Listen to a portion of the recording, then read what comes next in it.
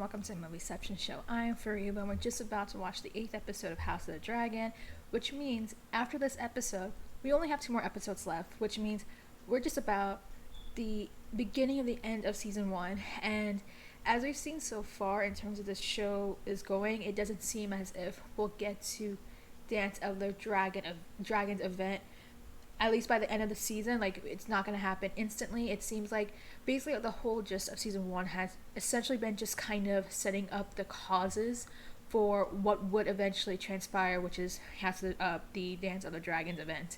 Now in this episode we're going to have another time jump, if you aren't already aware. So that means that it's not going to be Rhaenyra or Alicent this time, but the time jump is going to be regarding their own kids themselves. So that'll be Aemond, Aegon, Lucerys, and Jaehaerys, and all of them, right? So it seems like we're gonna continue seeing this huge tension between the Targaryen family, and seeing how one side is trying to, claim the Iron Throne while the other one is trying to defend their own right to it. And we're gonna see more of that kind of play out. I think we're gonna start seeing more of the teams sort of forming in this episode, especially now that we kind of got a glimpse of that in the last episode, just like a hint. But yeah. I'm super excited to see where this goes. I mean, every time we keep watching House of the Dragon, it just keeps getting better and better. I mean, we haven't gotten anything this great since Game of Thrones, really. So, yeah, without further ado, let's watch the 8th episode of House of the Dragon. He fell overboard into the sea. The wound was severe. Much blood was lost. But the greater concern is the fever that followed. Ship's maester said, "He burns from within." I love my brother. So poorly But we must be honest with ourselves. We make greedy ship fight. She presides only in the absence of her husband. On his death, the sea passes. Too late. The Oh. closest king he has left. Be careful, good brother. One could take your words for treason. Sister. It's queen. Okay, Alicent, I see. Or maybe not. Oh, this is where he's gonna find the egg, isn't it? Is that 3 eggs? Oh my god, they're playing the Targaryen music. They're playing Dany's music. They're playing Dany's music.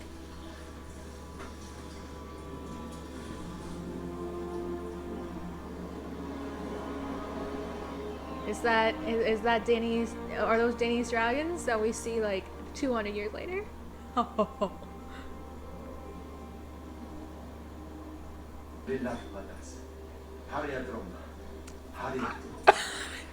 I wonder what the 3 dragons, the 3 eggs are.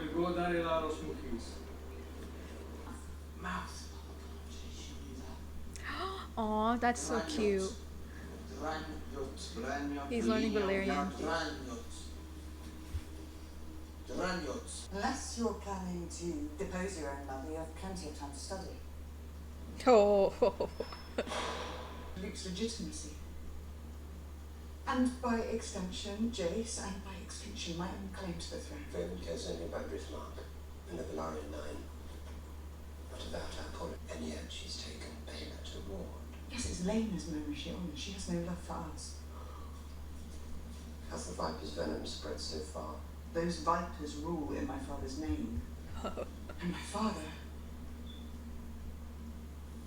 The royal consort, Prince Daemon Targaryen. Oh man, I wonder how the king feels about their marriage.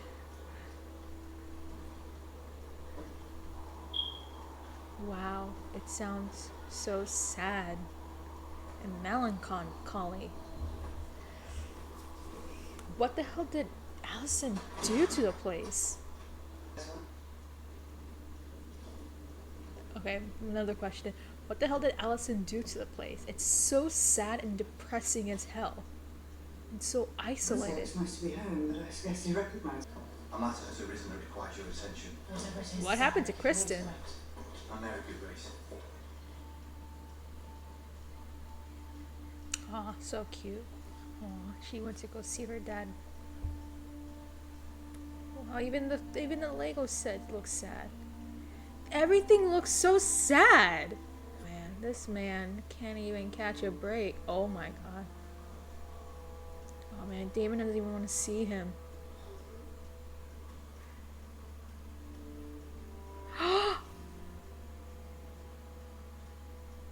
Oh. Wow. That's not good at all. Who goes? Help me. This is so sad. Oh my god. Oh. Bless him. He wasn't the greatest king, but he doesn't deserve this at all. It's been so long. Oh. Damn it.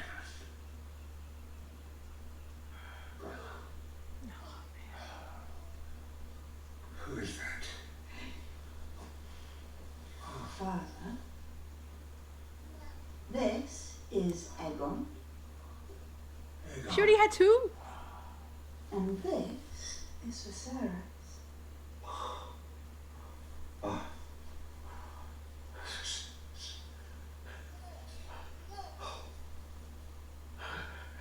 That is a name fit for a king.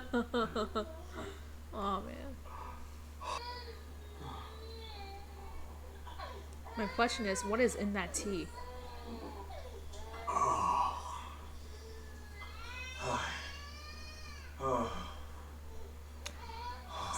So I'm right, right?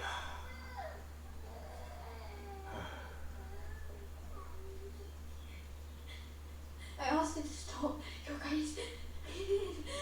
Truly, you must believe me.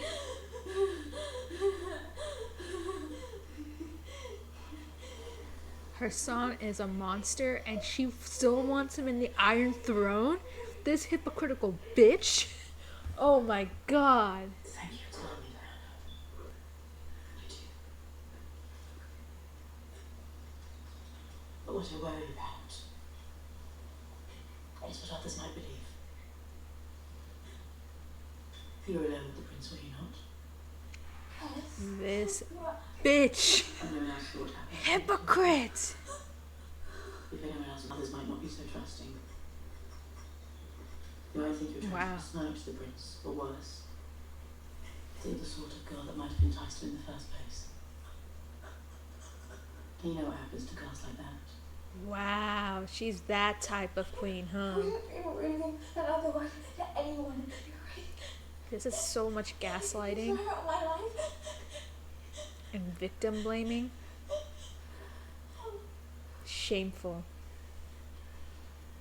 And I won't. Ah, my blood is boiling right now. Holy hell.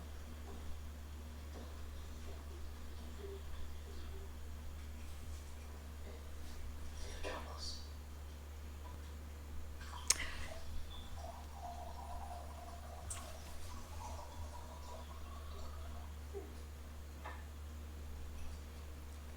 Bitch. It's best to be certain. Bitch.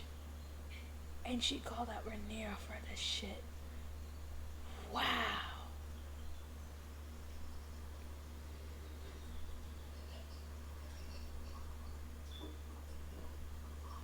How can you keep carrying on like this, especially on a day like today? Why? What is it today?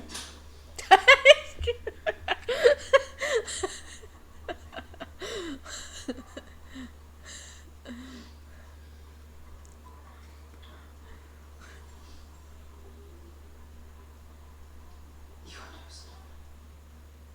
And yet you still want to put him in the Iron Throne. I did not ask for this. I've done everything you've asked me to, and I try so hard, but it will never be enough for you or Father. He does raise a Have point. you seen Diana? She's supposed to dress the children. Oh! Oh, they've already been married. This is so gross. This is so disgusting. Oh my god. Yeah. And Prince Damon. I do not rule, as you well know. My father and I are mere stewards of the king's will and wisdom. And how exactly is that wisdom expressed? In blinks and wheezes? I'd be surprised if he could remember his own name, or if you could. King Viserys' condition has worsened since you saw him last. Call him out, Damon. Call her out. On the advice of the maesters. Oh, the maesters. Of course. Servants serve only to guide us on an uncertain path, to remind us of a higher authority. And on the morrow, which authority will sit in judgment of my son's claim on his own inheritance? That would be mine. And the hands. And you thought you could swing Crystal's Morning Star? And you must take your own head off. Aww. Oh, everyone's looking at them weird. Who's staring at us?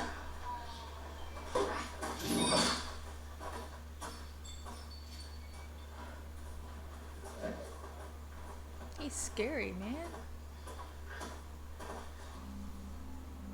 Have you come to train? Oh boy. Did you not? I wish you knew the truth. I loved your son. Well, he ain't And dead. was I complicit in it? I swear this to you. She ain't lying. Technically speaking. Only Sarah's children in time. A generous offer. Or a desperate one. What does it matter?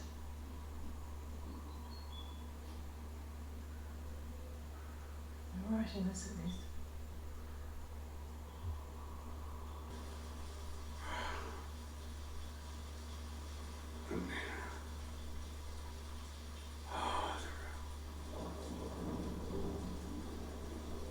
The Song of Ice and Fire, do you believe it to be true? By naming the air you divided them. Oof. That sting.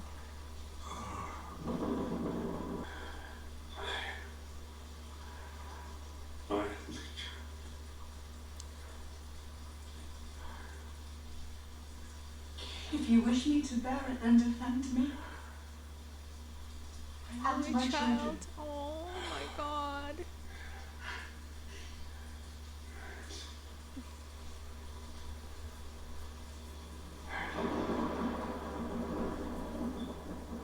He doesn't have the strength for it. It is the morning, Your Grace.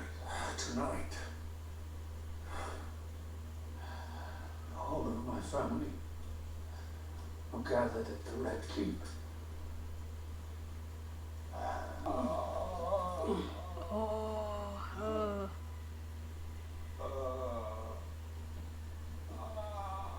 Oh man, he's in so much pain. Oh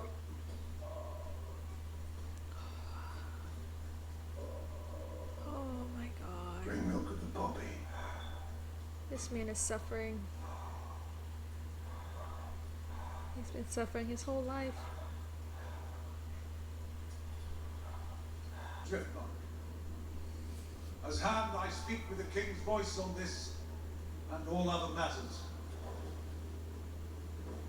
The Crown will now hear the petitions. Sir Raymond, It's fast with some answer. I will start by reminding the court that nearly 20 years ago in this very...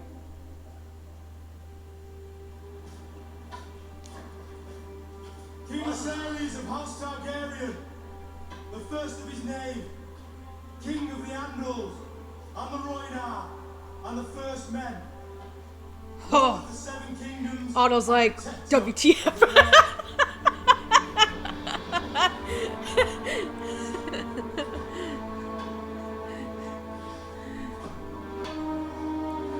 Oh man, look at that. Oh, this guy. Oh. Can't believe how much energy he has. Still.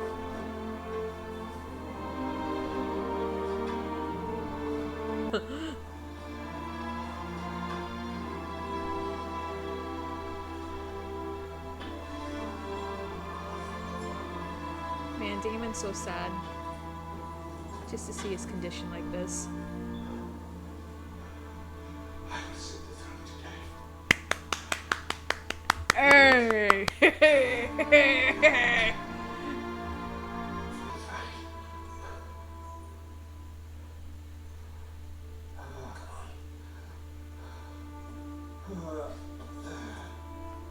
After everything they've been through, that brotherly love never ever goes away.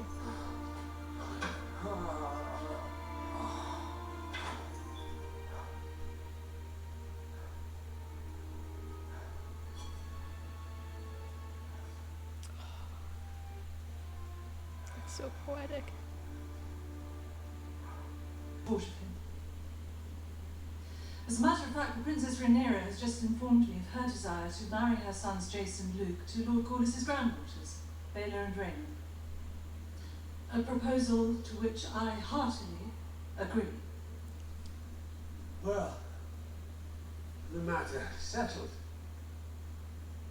Viserys is my true-born grandson. And you, Oh! no more than the second son of Driftmark. You may run your house as you see fit, but you will not decide the future of mine. My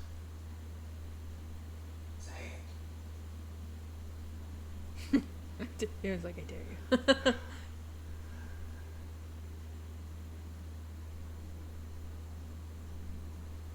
Her children are boss. Oh. Viserys. Oh. He will not stand for this. Oh. Whenever you're done for that. Oh my god! What? He can keep his tongue. Disarm him! Yeah, Otto, disarm him. Yeah. Tonight, together.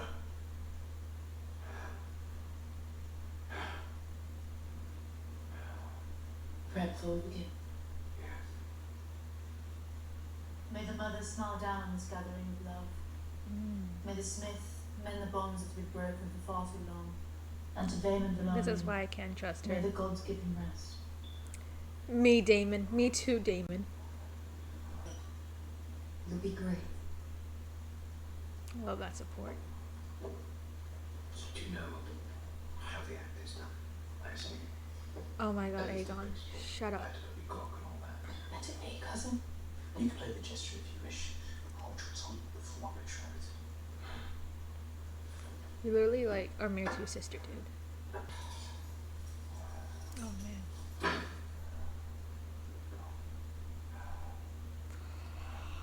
Oh my god.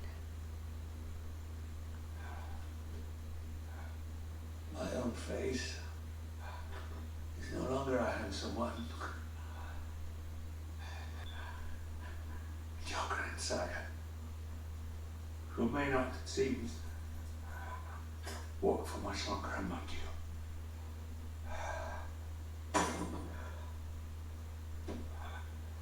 Let us no longer hold ill feelings in our hearts. The clan cannot stand strong for the house, and for the sake of this old man, who loves you all so dearly.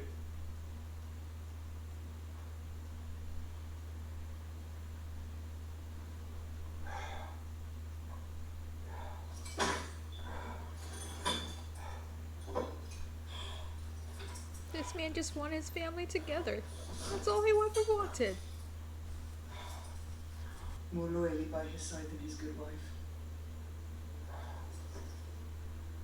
She is tended to him with unfailing devotion, love, and honor. Righteousness moves me deeply, princess. I get it. We're both mothers, That's true. and we love our children. That's true. We have more in common than we sometimes allow. That is very true. I raise my cup to you, Come to your house.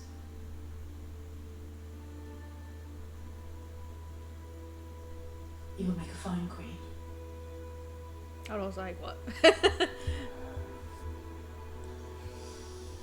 I regret the disappointment you seem to suffer. But if you ever wish to know what it is to be well satisfied, all you have to do is ask.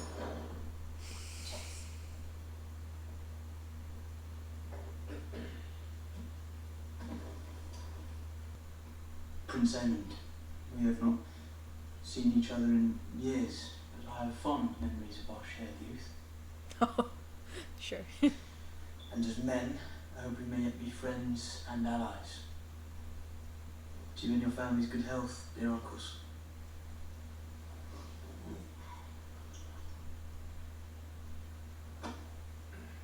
To you as well.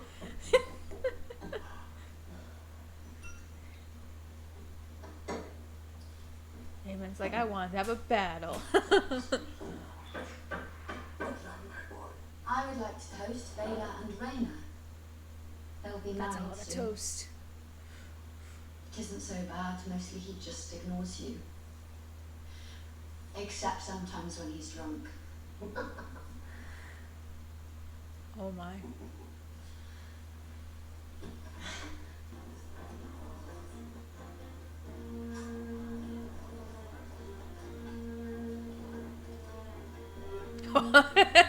He's gonna show him how to satisfy a woman.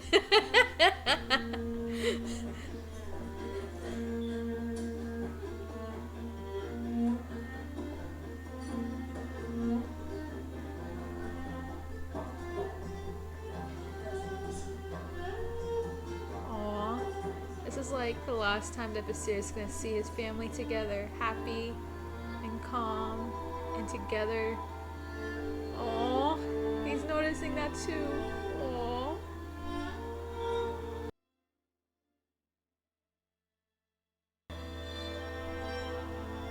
Aww.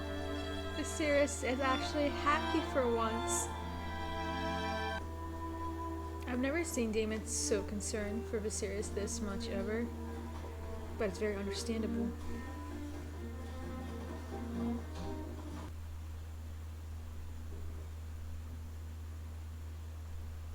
Strong. Aemond. Come. Let us drain our cups to these three strong boys. I dare you to say that again. Why? It was only a compliment. Do you not think yourself strong?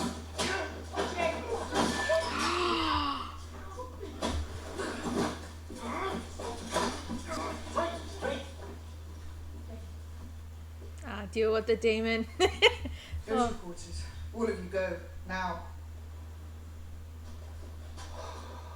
Daemon's like, oh. It's like, dear nephew.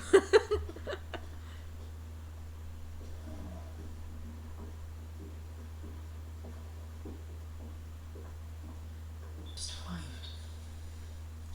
This is actually a very nice moment between them. Let me see the children home. Hello. I'm sorry. But you wanted to know. If I believe it to be true. Leave it to be true, my king. Why don't you remember? Aegon. Our son. His dream. The sacrifice. And fire. It is true. What he saw in the north. The prince that it is you. You are the one. You must do this.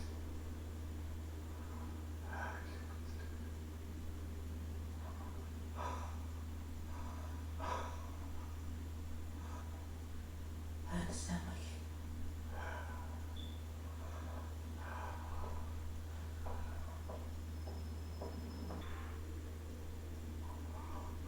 Sad and alone.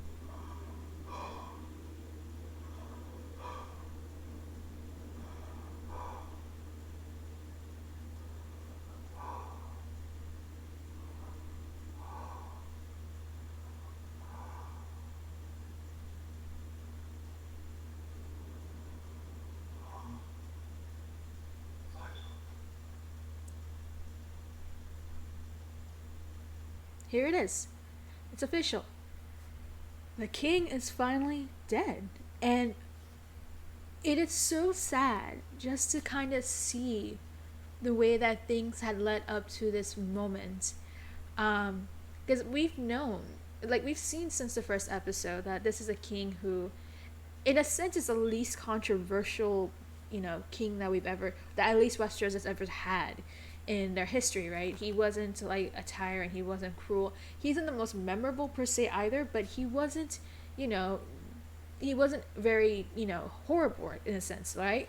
Yes, he's made some horrible decisions. Yes, his politics weren't consistent and weren't the greatest. But I think one of the things that we've always appreciated about Viserys is that he's somebody who always wanted to keep peace and prosperity, whether it be the realm or his family. Each episode where he's having to deal with this tension, he's been dealing with all this like headache that he's been trying to do and that he's been trying to control for so long. And here's this episode where we kind of see like this one final swan song for him, where it's like after having gone through the years of trying to deal with Daemon, trying to deal with Rhaenyra, trying to deal with the family drama, he at least has this one final memory that he has where at least his whole family's together, and the last thing he sees is a bit of this reunion for all of them, right? And I guess that's a really great way for him to kind of go out, where it's just like, okay, if he's going to die, then here's this really nice and harmonious moment where he can actually see just not everyone bickering, but just this peacefulness that's actually inhibited in the family in this one point where he's seeing everybody, everyone's happy, right? Everyone's forgiving each other, everyone is saying their support and all that sort of stuff, right? And of course he dies, what it looks like he dies in his sleep, right? So that was a really great way to at least send him off, because I think we've all been anticipating this moment. We knew that he was going to die at some point. We were surprised that he made it this far into the series, and now we finally reached that point where he has now officially died. But yeah, and even Alicent herself, she is kind of showing her her more plotting side, where she isn't that that queen that we saw in the very beginning of the show, right? Someone who's dutiful, someone who's pious, someone who's all that, right? We do see the piousness coming from her later on this episode, how she's that worshiper, right? But we even see how she's also kind of clever and shrewd, more so in this phase of Alicent than we saw in the beginning, and we're seeing more of that as that goes through. And I mean, as you can tell from my reaction, I literally did not like her in the beginning. There was a little bit of that period where I was just kind of like, okay, I understand where she's coming from, because I mean, for one thing, she's not doing all this just for her her family's sake, or the fact that she wants to enhance the High Tower's name. I mean, it's truly the fact that she wants to protect her son, her kids, and that she's just being a protective mother, and that's why she thinks that, well, the only way to kind of solve this is to to make this play in terms of the power and structure of everything like that, right? And trying to outsmart Rhaenyra as much as possible. So that was at least something that we kind of see from her. We kind of see how the show has managed to really just show the contrast of the different things that are happening with the character, which is, again, I think one of the things I really appreciate about this show is that it's not just black and white. I mean, even Alicent it's not a black and white character. She's a really great character where, yes, she's a bitch. Yes, she is very hypocritical. I mean, some of the things that she's done, I mean, literally the first few minutes, I'm literally there's so many hypocrisy that now that her beliefs of why Rhaenyra shouldn't be an Iron Throne kind of contradicts everything that she's believed in, because her own son is doing the same crap in even worse case. So and so there was that moment where we're like, okay, there is kind of this tranquility in this whole family, and where she was about to accept Rhaenyra as the successor for the throne, right? And of course, out of nowhere, we see that Viserys talks about Aegon's dream about the North and the Song of Ice and Fire, and that makes her think that, well, Aegon should be the one who should be up in the Iron Throne at this point, not Rhaenyra. So now we kind of see how her philosophy for why Aegon should be in the throne has now shifted for a different motive, which is very interesting how we're getting into that moment. So it's now, the whole motive is now reflected upon the fact that this is a misunderstanding in the whole situation Dance of the Dragons event, which is kind of like really insane, because that really changes everything in terms of where this show is going to go now that we have this whole new perspective, right? I mean, we already knew that the whole situation behind Alicent and Rhaenyra's, renewed friendship, right?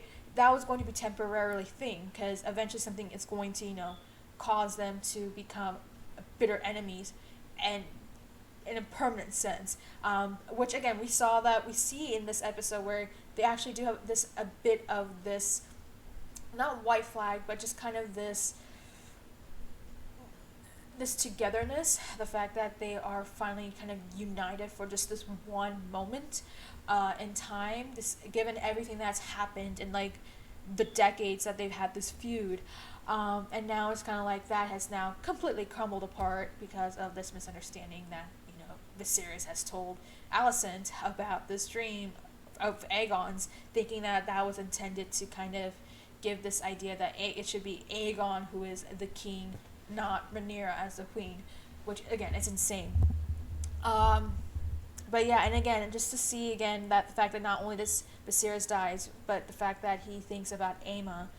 I mean, again, this is a really heartbreaking episode in so many ways, and again, it's just the calm before the storm. He literally just gave it his all. I mean, we see even the point where he literally uses all his strength to go and meet up and attend the council to discuss the whole situation with Driftmark, and he used all that energy that he had to make sure that he gave his full support for Rhaenyra and her children, and making sure that it's very clear that what his intentions are, that there's no grayness to it, and that that there isn't any sort of contestment in terms of everything that's going on in terms of the decision making and what he plans for the future of the realm, right? And again, and I mean, I think just watching this episode, we just see so much happening. We see how there's a lot of reconciliation. We see a lot of forgiveness.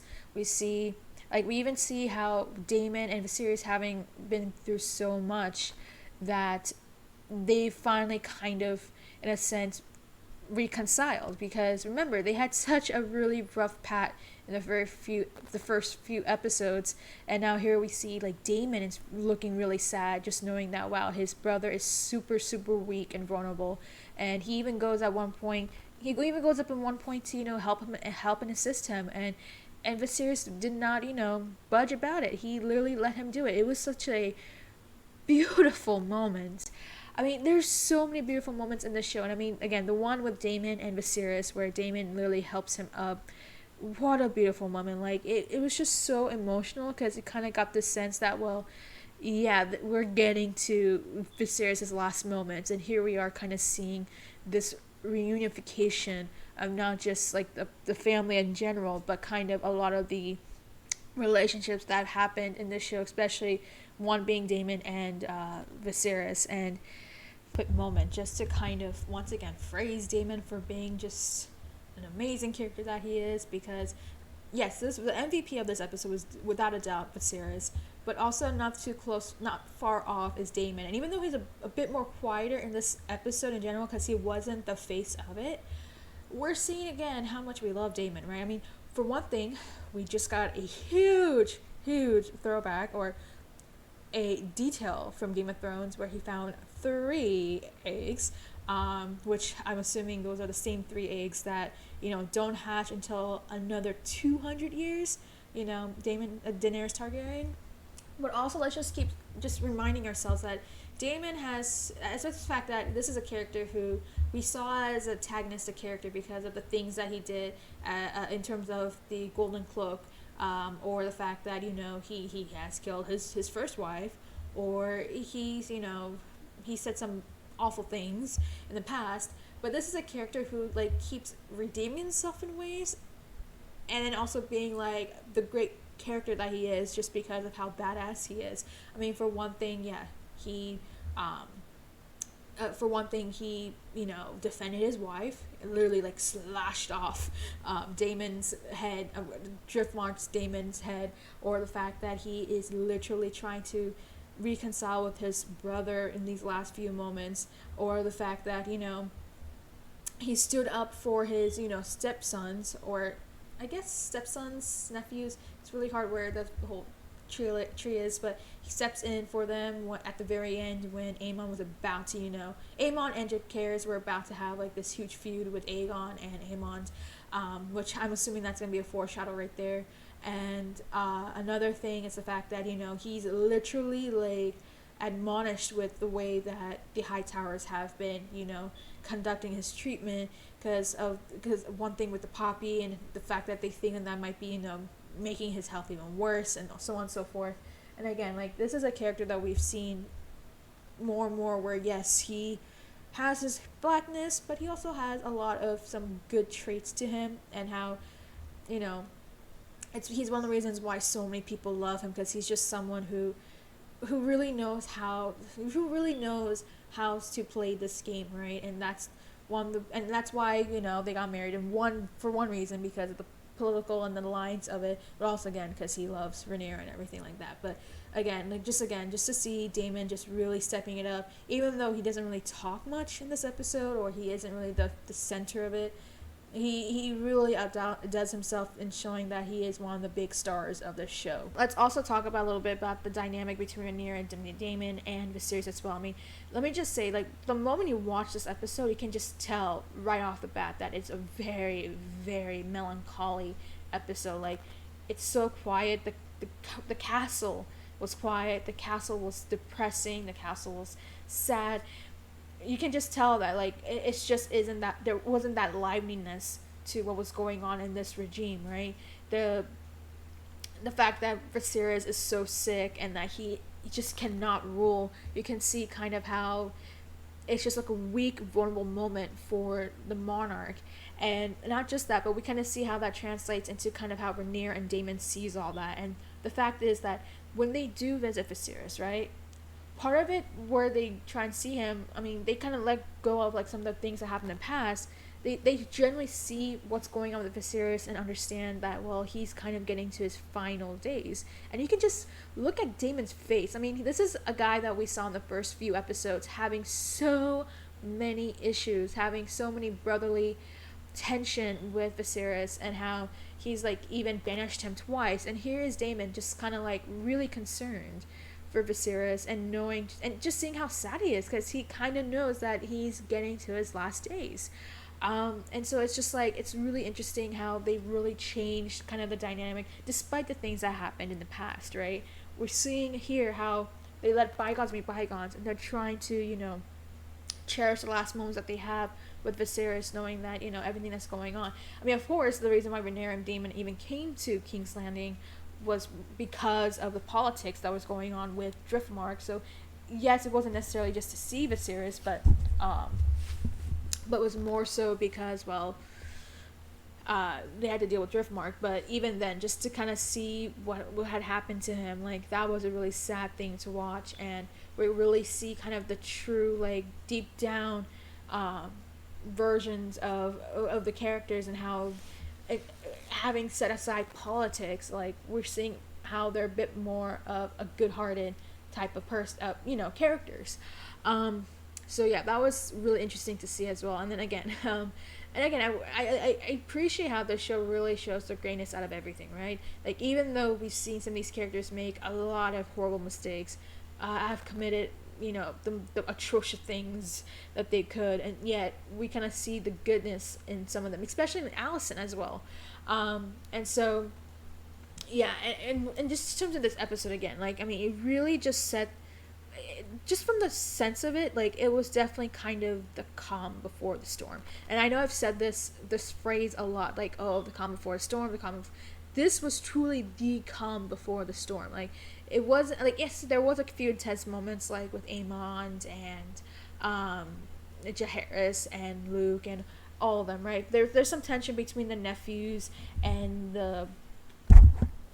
we're still seeing some tension between the nephews and the uncles and all of them, right?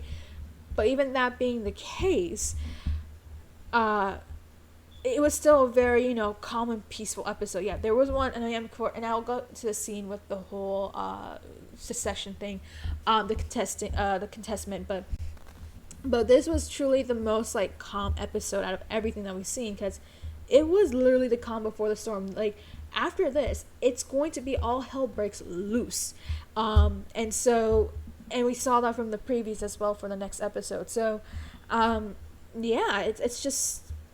I mean, again, I'm just truly just wowed by how amazing this show has been since it started like so many weeks ago, and now we're really getting to the point where we're reaching the end of the first season and kind of seeing how Dance of the Dragon is going to really be set up, and we're going to get to the point where now, okay, the contestant for the throne is going to be now the next cycle of where the story is going to get. And before we even get to that, let's also talk about that one scene with Daemon and how he wanted to, challenge the whole line, the successor for Driftmark. I mean, that was such an intense episode as well. I mean, an intense scene as well, just to kind of see how everything was working so well for the Hightowers, and then all of a sudden, a big WTF moment where King Viserys just shows up, and then, holy hell. I mean, as much as the fact that Daemon has kind of loosened up a little bit and hasn't been that, merciless warrior that we saw in the first few episodes, we still see kind of the, ruthlessness that we saw in this episode, where he just literally just slashed his whole head in half, which was, holy crap. That was quite surprise right there. But yeah, again, I mean, this is a show that has really outdone itself in terms of just the storytelling, the friendship, the rivalry, the relationships, the tension, the drama, the politics. Here, we saw some bits of the politics of it, and that wasn't even the main focus of it. The main focus ended up being the family drama, and we saw kind of that unfold in that dinner scene, where, again, a calm before the storm, where everybody's kind of in their most, like, calm state of mind, and right now things haven't really grown intense, but this is going to be the last time that this is going to be a family. Yeah, it's just saying this, like, this is the last time everyone in that family will be sitting at a dinner table together in a peaceful, harmonious manner, where they let their rivalry be, let that, be set aside, let their, their arguments, kind of just, just letting that go for the second, and just having this lovely family moment where it's going to basically be their last time enjoying a moment like this together. And we just saw that in this episode, because, again, after seeing the preview, things are just, like, I don't think we're going to see this family ever unite again as one, the way that Viserys would have wanted to see the, the future of this monarch to be. So, again, what an incredible episode. I mean, the fact that it really set up the tone for everything. It wasn't as action-packed, or it wasn't as, energetic, or just the intense episode that we would have imagined it to be. But considering it was really depressing but hopeful, a very hopeful episode. That's what you kind of get out of this, is that, well, it's a very hopeful episode because we're seeing it from Viserys' perspective for this. And this was Viserys' episode. Like, this is where he shines. And again, hats off to Paddy for doing such a phenomenal job, because he knows that this is basically the last of King Viserys, and he really knocked it out of the park, showing how weak he was, but how hopeful he was, how he had a kind heart, and how he just wanted to see happiness. And that's the way that we saw him go out. And unfortunately, that's kind of that will be the trigger for where the events will go after. But yeah, again, what an incredible episode. I mean, again, this is a show that keeps getting better and better and better. And it really does a lot of great things in terms of its storytelling. And they really outdone themselves again with this one, where, again, it was not even just about the intensity of everything that's going on, or the politics or the scheming. There was really less of the scheming part in this episode. It was just more of setting the stage for what will be the catalyst for everything that's going to happen with this family now that Viserys is dead. So yeah, that's all I really have to say. Again, I can't believe we're down to the last 2 episodes. It's going to be interesting how things will go, because we will have a second season. We don't know when that's going to come out, but there's going to be a lot of questions moving forward. But yeah, let me know what you think. Did you enjoy this episode? Were you just as sad and heartfelt with everything that was going on? Not just with that was going on with the family, but just King Viserys specifically, because this was basically his last episode right here. What do you feel about moving forward now that the king is dead? What is going to happen in the last 2 episodes? What we're going to see in sense of what's going to happen between Rhaenyra and Alicent now that, well, despite having, made up for this temporary moment, things are going to get even worse. What are your thoughts about Alicent in general? Because there was definitely a mixed reaction in terms of her. I mean, she did start off as a bitch in the beginning, but then we kind of saw a bit more of like this nicer side of her that we saw in the beginning of the show. And not just that, but what are what are your thoughts in general about just moving forward with the last 2 episodes coming up soon? Let me know in the comments down below, and make sure to like and subscribe.